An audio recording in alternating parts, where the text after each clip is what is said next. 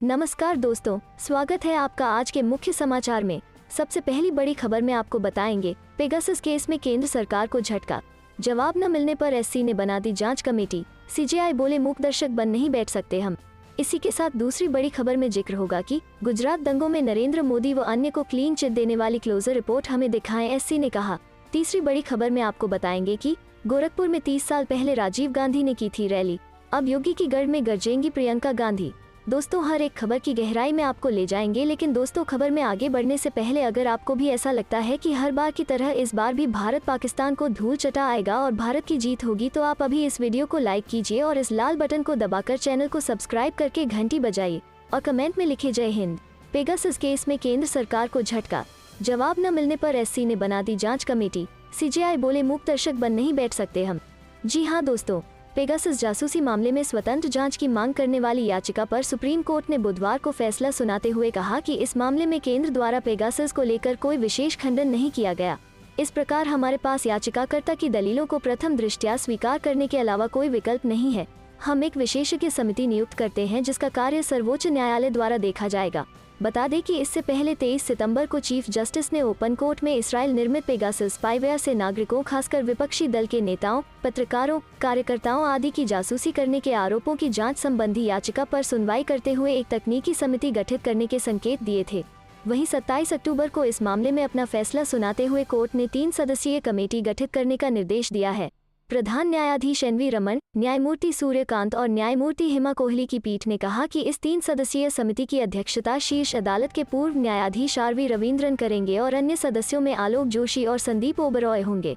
बता दें कि इस कमेटी में साइबर सुरक्षा, फॉरेंसिक एक्सपर्ट, आईटी और तकनीकी विशेषज्ञों से जुड़े लोग होंगे। चलते हैं अगली खबर की तरफ। गोरखपुर में 30 साल पहले राजीव गांधी ने की थी रैली, अब योगी की गढ़ में गरजेंगी प्रियंका गांधी। जी हाँ दोस्तों, प्रतिज्ञा यात्राओं के साथ ही कांग्रेस प्रतिज्ञा रैली भी करेगी। कांग्रेस महासचिव प्रियंका गांधी वारा ने जनता के बीच इसकी घोषणा के लिए यूपी के मुख्यमंत्री योगी आदित्यनाथ का गृह जनपद गोरखपुर चुना है। यहाँ के चंपा देवी पार्क में प्रियंका 31 अक्टूबर को रैली करेंगी। पहले प्रधानमंत्री नरेंद्र मोदी के संसदीय क्षेत्र वाराणसी से प्रतिज्ञा रैली शुरू करने की तैयारी थी। हालांकि लखीमपुर की घटना के बाद इसे किसान रैली में बदल दिया गया था। अब यूपी विधानसभा चुनाव में जाने से पहले जन समर्थन जुटाने और कांग्रेस का विजन बताने के लिए चल रही प्रतिज्ञा यात्रा की पहली रैली गोरखपुर में होगी। इस दौरान प्रियंका 8 प्रतिज्ञाएं जनता के सामने रखेंगी। यूं तो पहले ही प्रियंका इनके बारे में साफ कर चुकी हैं और यही प्रतिज्ञाएं जनता के बीच पहुंचाने के लिए यात्रा चल रही है। हालांकि प्रियंका योगी के गढ़ में जब इन प्रतिज्ञाओं को दोहराएंगी तो इसका अलग संदेश जाने की उम्मीद है। कांग्रेस के वरिष्ठ नेता सिद्धार्थ प्रिय श्रीवास्तव बताते हैं कि गोरखपुर में पिछली बार गांधी परिवार से राजीव गांधी ने मई 1991 में रैली की थी। मुख्यमंत्री के गृह जनपद में जनता से सीधा संवाद कांग्रेस की ताकत को दिखाने और कांग्रेस के पक्ष में माहौल बताने जैसा होगा। प्रतिज्ञा रैली से जुड़ने के लिए कांग्रेस ने एक नंबर भी जारी किया है। 8230005000 पर जनता से मिस्ड कॉल देने की अपील की गई है। चलते हैं अगली खबर की तरफ। गुजरात दंगों में नरेंद्र मोदी व अन्य को क्लीन चिट देने वाली क्लोजर रिपोर्ट हमें दिखाएं, एससी ने कहा। जी हाँ दोस्तों, उच्चतम न्यायालय ने मंगलवार को कहा कि वो 2002 के दंगों के दौरान गुजरात के मुख्यमंत्री रहे नरेंद्र मोदी समेत 64 लोगों को क्लीन चिट देने वाले विशेष जांच दल की क्लोजर रिपोर्ट और इसे स्वीकार करते समय मजिस्ट्रेट अदालत द्वारा दिए गए औचित्य को देखना चाहेगा। न्यायमूर्ति एएम खानविलकर, न्यायमूर्ति दिनेश माहेश्वरी और न्यायमूर्ति सीटी रविकुमार की पीठ ने दिवंगत कांग्रेस नेता एहसान जाफरी की पत्नी जकिया जाफरी की याचिका पर सुनवाई शुरू की, जिसमें उनके वकील कपिल सिब्बल के माध्यम से एसआईटी की क्लीन चिट को चुनौती दी गई है। न्यायालय ने कहा, हमारा बड़ी हस्तियों से कोई लेना देना नहीं है, राजनीतिज्ञ कुछ भी नहीं है, हम कानून और व्यवस्था तथा एक व्यक्ति के अधिकारों के मामले को देख रहे हैं। वरिष्ठ अधिवक्ता ने कहा कि वो अब जाफरी की शिकायत में नामजद लोगों की दोष सिद्धि नहीं चाहते और उनका मामला यह है कि एक बड़ी साजिश थी जहां नौकरशाही की निष्क्रियता, पुलिस की मिलीभगत, भड़काऊ भाषण रहे और हिंसा को बढ़ावा दिया गया। पीठ ने कहा, हम क्लोजर रिपोर्ट में दिए गए औचित्य को देखना चाहते हैं। हम रिपोर्ट स्वीकार करने के मजिस्ट्रेट के आदेश और उनके विवेक को देखना चाहते हैं। वरिष्ठ अधिवक्ता ने शीर्ष अदालत के आदेशों, एसआईटी और न्याय मित्र राजू रामचंद्रन की रिपोर्ट का हवाला देते हुए कहा कि क्लीन चिट और बाद में निचली अदालतों द्वारा इसकी स्वीकृति गुलबर्ग सोसाइटी मामले तक सीमित नहीं थी, जिसमें 28 फरवरी 2002 को अहमदाबाद में मारे गए 68 लोगों में एहसान जाफरी शामिल थे। उन्होंने कहा, अगर हम इसे केवल गुलबर्ग तक सीमित रखते हैं तो कानून के शासन की अवधारणा का क्या होगा, सभी सामग्री का क्या होगा। अदालत जो करती है उसके आधार पर एक गणतंत्र खड़ा होता है या गिर जाता है। सॉलिसिटर जनरल तुषार मेहता ने कहा कि मूल शिकायत जकिया जाफरी ने दर्ज कराई थी, जो अहमदाबाद में गुलबर्ग सोसाइटी में रहती थी। गोधरा में साबरमती एक्सप्रेस के S6 कोच में आग लगाए जाने से 59 लोगों की मौत और गुजरात में दंगे भड़कने के एक दिन बाद 28 फरवरी 2002 को अहमदाबाद में गुलबर्ग सोसाइटी में मारे गए 68 लोगों में पूर्व सांसद एहसान जाफरी भी शामिल थे। चलते हैं अगली खबर की तरफ। रेल, जहाज, सब कुछ बिक गया। रैली में लालू यादव का बीजेपी पर वार। जी हाँ दोस्तों, लालू प्रसाद यादव लंबे अरसे बाद चुनावी मंच पर रैली करते दिखे हैं। वो बिहार के तारापुर में रैली को संबोधित कर रहे हैं। वो बोले कि सांप्रदायिक ताकतों के आगे हार नहीं माननी है। लालू यादव बोले कि बीजेपी से उन्होंने कभी समझौता नहीं किया। लालू बोले, बीजेपी के राज में रेल, जहाज, सब कुछ बिक गया। मोदी ने कहा था कि सबको 15 लाख रुपए देंगे, सबने खाता खुलवा लिया था। बिहार सरकार पर हमला बोलते हुए लालू ने कहा, तेजस्वी यादव को आपने जिताया, बिहार का मुख्यमंत्री बना दिया था, लेकिन नीतीश कुमार ने बेईमानी करके उनको हटा दिया। मैं जेल में था, बाहर रहता तो उनकी हिम्मत नहीं थी। नीतीश कुमार के गोली वाले बयान पर लालू ने कहा कि हम क्यों तुमको गोली मारेंगे, तुम खुद ही मर जाओगे। लालू बोले कि बिहार में दारूबंदी लागू हुई, लेकिन फिर चूहे दारू पी जाते थे। नीतीश बोलते थे कि मिट्टी में मिल जाऊंगा, भाजपा में नहीं जाऊंगा, लेकिन अब वो बीजेपी के साथ सरकार में है। नीतीश ने कहा था कि जो पार्टी बिहार को विशेष राज्य का दर्जा देगी, वो उसके साथ चले जाएंगे। बीजेपी ने साथ आने के बाद भी बिहार को विशेष राज्य का दर्जा नहीं दिया गया। चलते हैं अगली खबर की तरफ। टीकाकरण की कहानी को राहुल गांधी ने बताया जुमला, बोले इससे लोगों का जीवन नहीं बचेगा। जी हाँ दोस्तों, कांग्रेस के पूर्व अध्यक्ष राहुल गांधी ने बुधवार को कहा कि कोविड-19 रोधी टीकाकरण की कहानी के जुमला संस्करण से लोगों की जिंदगी नहीं बचाई जा सकती। उन्होंने एक चार्ट साझा कर यह दावा भी किया कि भारत में ऐसे लोगों की संख्या दूसरे देशों के मुकाबले बहुत ज्यादा है जिन्हें अब तक टीके की एक भी खुराक नहीं मिली है।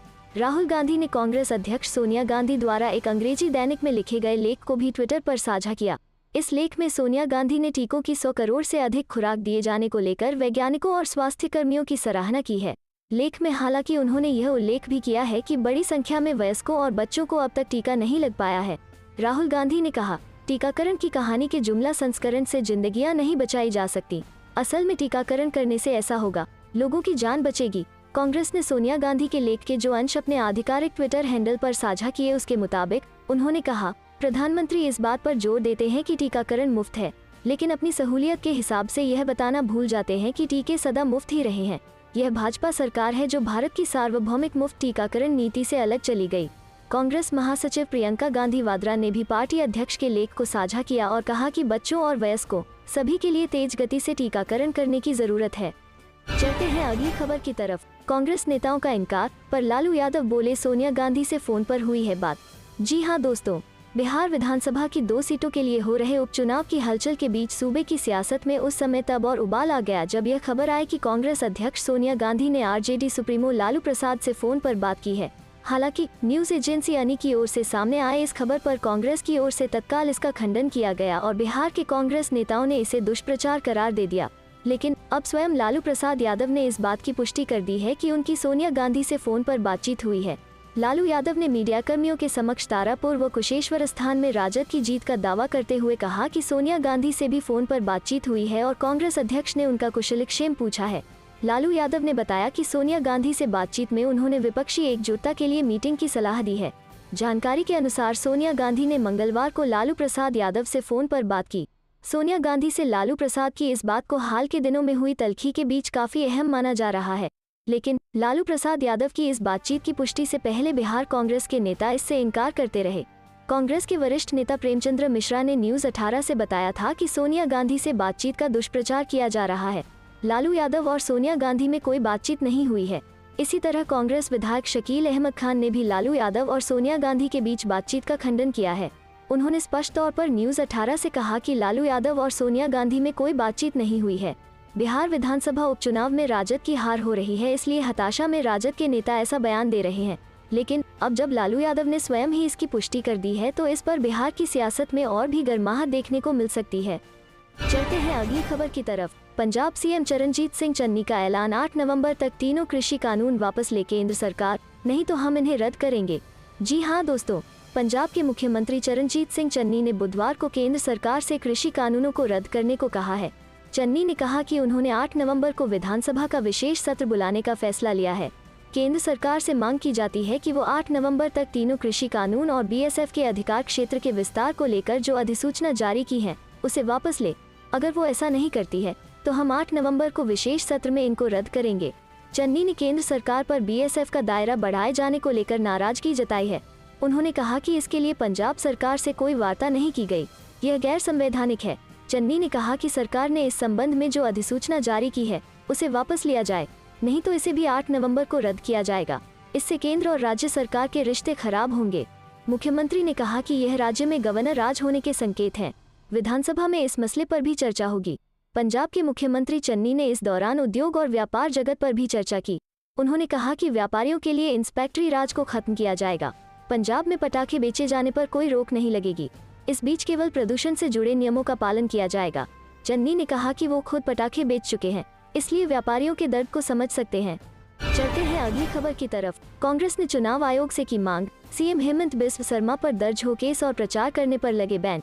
जी हां दोस्तों, असम की 5 विधानसभा सीटों पर 30 अक्टूबर को होने वाले उपचुनाव से पहले कांग्रेस ने मुख्यमंत्री हेमंत बिस्व शर्मा के खिलाफ चुनाव आयोग में शिकायत दर्ज करवाई है।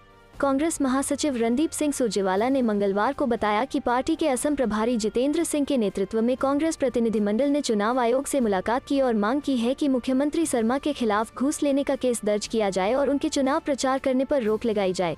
सुरजेवाला ने मीडिया से बातचीत के दौरान कहा, हमने चुनाव आयोग से को बताया है कि किस तरह असम में लोकतंत्र को कुचला जा रहा है, किस तरीके से संविधान की हत्या की जा रही है, कैसे सत्ता का दुरुपयोग किया जा रहा है और कैसे मुख्यमंत्री हेमंत बिस्व शर्मा के आदेश पर मतदाताओं को प्रभावित किया जा रहा है।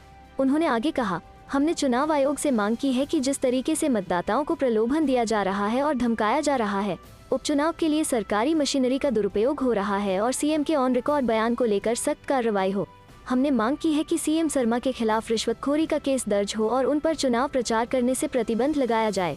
चलते हैं अगली खबर की तरफ। बिहार में उपचुनाव के बाद बदल जाएगी सरकार, तेजस्वी बोले धैर्य रखिए, 2 नवंबर को मिल जाएगी खबर। जी हां दोस्तों, बिहार में उपचुनाव के नजदीक आते ही राज्य में सियासी सरगर्मियां तेज गई हैं।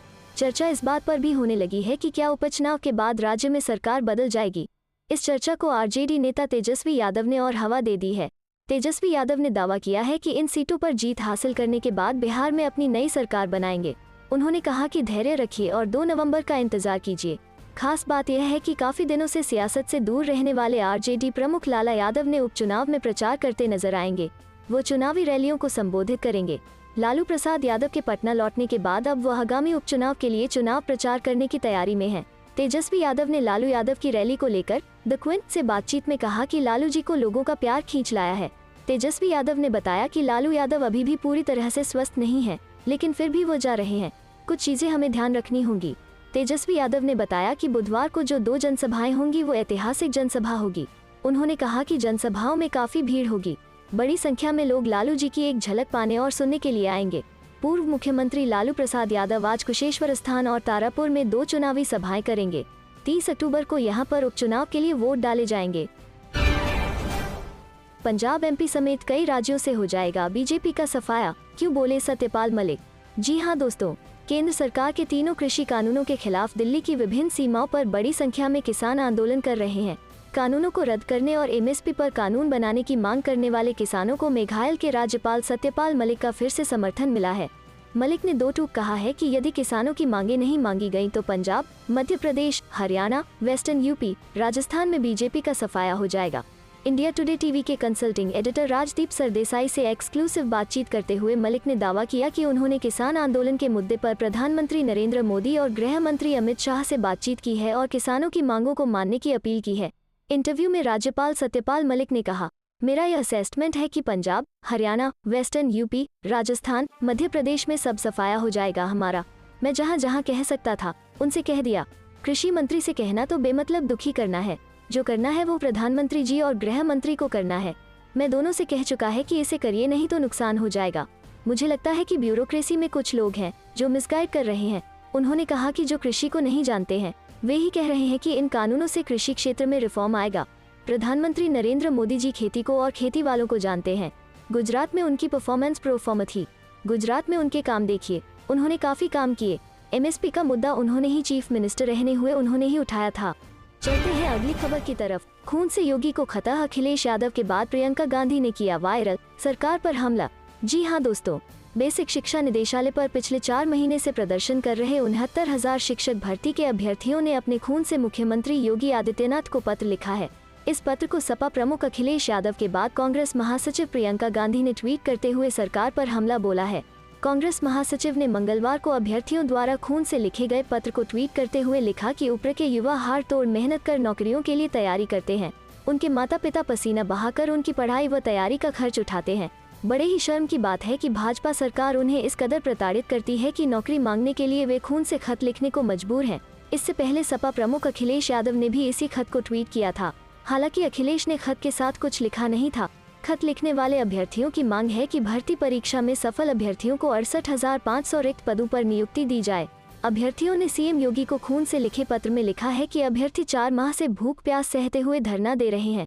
हमारी भूल को क्षमा करें और 1,37,500 के समस्त रिक्त पदों पर हम योग्य अभ्यर्थियों को नियुक्ति दिलाएं। पत्र में अभ्यर्थियों ने कहा कि शिक्षकों के पद खाली दावेदार उपलब्ध हैं तो आनाकानी क्यों की जा रही है। फैक्स और ईमेल के माध्यम से भेजे गए इस पत्र में अभ्यर्थियों ने लिखा है, अभी तक हमें सिर्फ लाठियां और साथियों को जेल मिली है। हमारी योग्यता शिक्षक बनने की है, जेल में डालने की नहीं। 68,500 शिक्षक भर्ती की रिक्त 22,000 सीट 69,000 भर्ती में जोड़ा जाए। अभ्यर्थियों ने राष्ट्रपति और राज्यपाल को पत्र लिखकर इच्छा मृत्यु की भी मांग की है। 39 अभ्यर्थियों ने राष्ट्रपति को और 45 अभ्यर्थियों ने राज्यपाल को पत्र लिखकर इच्छा मृत्यु मांगी है। पत्र में भर्ती में न्याय देने अन्यथा इच्छा मृत्यु देने की गुहार लगाई है। चलते हैं अगली खबर की तरफ। अहम बैठक के बाद राहुल का ट्वीट, सच्चे कांग्रेसी एक दूसरे की कमजोरी नहीं ताकत है। जी हां दोस्तों, कांग्रेस नेता राहुल गांधी ने मंगलवार को एक ट्वीट में सच्चे कांग्रेसियों को एक दूसरे की ताकत बताया है। पिछले कुछ महीनों में कांग्रेस में काफी उथल पुथल रही है और नेतृत्व को लेकर G23 के नेताओं ने कई बयान दिए हैं। ऐसे में राहुल गांधी के इस ट्वीट के मायने समझने की कोशिश की जा रही है। बता दें कि इस बीच कांग्रेस अध्यक्ष सोनिया गांधी के नेतृत्व में हुई पार्टी के वरिष्ठ नेताओं की बैठक में मंगलवार को निर्णय लिया गया कि देश में व्यापक सदस्यता अभियान चलाया जाएगा। कांग्रेस नेता और लोकसभा सांसद राहुल गांधी ने मंगलवार को एक ट्वीट किया, जिसे लेकर राजनीतिक हलकों में चर्चा हो रही है। उन्होंने लिखा, सच्चे कांग्रेसी एक दूसरे की कमजोरी नहीं ताकत है। ट्वीट के साथ ही उन्होंने #StayUnited का हैशटैग भी दिया। वहीं मंगलवार की बैठक में निर्णय लिया गया कि कांग्रेस आने वाले दिनों में भारतीय जनता पार्टी, बीजेपी एवं राष्ट्रीय स्वयंसेवक संघ (RSS) की ओर से तैयार किए गए नफरत के माहौल के खिलाफ प्रशिक्षण कार्यक्रम के जरिए वैचारिक युद्ध छेड़ेगी और भाईचारे को बढ़ाने की कोशिश करेगी। चलते हैं अगली खबर की तरफ। पेगासस जासूसी कांड पर सुप्रीम कोर्ट में फैसला आज, स्वतंत्र जांच के लिए लगाई गई थी याचिका। जी हां दोस्तों, कथित पेगासस जासूसी मामले में अदालत की निगरानी में स्वतंत्र जांच की मांग करने वाली याचिकाओं पर सुप्रीम कोर्ट कल यानी बुधवार को अपना आदेश सुनाएगा। मुख्य न्यायाधीश की अध्यक्षता वाली 3 जजों की बेंच ये फैसला सुनाएगी। इस बेंच में मुख्य न्यायाधीश NV रमन्ना, जस्टिस सूर्यकांत और जस्टिस हिमा कोहली शामिल हैं। पेगासस जासूसी कांड की जांच को लेकर 12 याचिकाएं दायर की गई थी। बता दें कि इससे पहले पेगासस जासूसी मामले को लेकर सुप्रीम कोर्ट में 13 सितंबर को सुनवाई हुई। सुनवाई के दौरान केंद्र सरकार ने साफ कर दिया था कि वो इस मामले में हलफनामा दाखिल नहीं करने जा रही है। सरकार ने कहा था कि यह सार्वजनिक चर्चा का विषय नहीं है, इसलिए हलफनामा दाखिल नहीं कर सकते, लेकिन वो जासूसी के आरोपों की जांच के लिए पैनल गठित करने के लिए राजी है। हलफनामा देने से इनकार करने पर सुप्रीम कोर्ट के मुख्य न्यायाधीश NV रमन्ना ने पेगासस मुद्दे पर केंद्र सरकार को फटकार लगाते हुए कहा था कि आप बार बार उसी बात पर वापस जा रहे हैं। हम जानना चाहते हैं कि सरकार अब तक क्या कर रही थी। हम राष्ट्रीय हित के मुद्दों की ओर नहीं जा रहे। हमारी सीमित चिंता लोगों के बारे में है। समिति की नियुक्ति कोई मुद्दा नहीं है। हलफनामे का उद्देश्य है कि हमें पता चले कि आप कर क्या रहे हैं।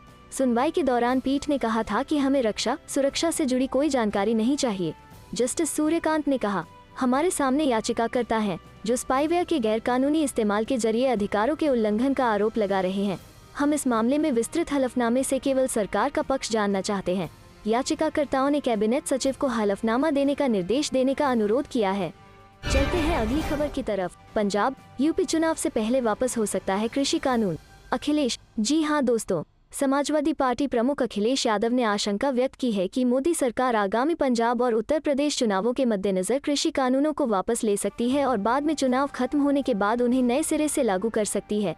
भाजपा पर केवल कॉरपोरेटों की सेवा करने का आरोप लगाते हुए उन्होंने कहा कि भाजपा सरकार उन उद्योगपतियों की सेवा के लिए प्रतिबद्ध है जिन्होंने कृषि कानूनों के कारण पहले से ही साइलो और अन्य बुनियादी ढांचे की स्थापना की है। अखिलेश ने एक अनौपचारिक बातचीत में संवाददाताओं से कहा, हो सकता है मैं आज कह रहा हूं आपसे कि पंजाब के चुनाव को देखते हुए उत्तर प्रदेश के चुनाव को देखते हुए हो सकता है किसानों के कानून रद्द कर दिए जाएंगे और फिर चुनाव के बाद नया कानून फिर आ जाएगा। उन्होंने कहा कि भाजपा सरकार चुनाव के बाद कृषि कानूनों को नए सिरे से लागू करेगी, क्योंकि यह उन कॉरपोरेट्स की मदद करने के लिए प्रतिबद्ध है जिन्होंने कृषि कानून लागू होने के बाद आवश्यक बुनियादी ढांचे की स्थापना पर पहले ही पैसा खर्च कर दिया है। अखिलेश ने आगे कहा कि सरकार जल्द ही कुशीनगर में हाल ही में उद्घाटन किए गए हवाई अड्डे को बेच सकती है और कहा कि वो मुख्य रूप से रोजगार में आरक्षण जैसे लाभों से वंचित करने के लिए सब कुछ बेच रही है, जो एक निजी संस्था द्वारा परियोजना के अधिग्रहण के बाद लागू नहीं होगा। उन्होंने कहा कि कुशीनगर हवाई अड्डा परियोजना की परिकल्पना उनकी सरकार ने की थी और इसके निर्माण के लिए बजट में 260 करोड़ रुपए आवंटित किए गए थे।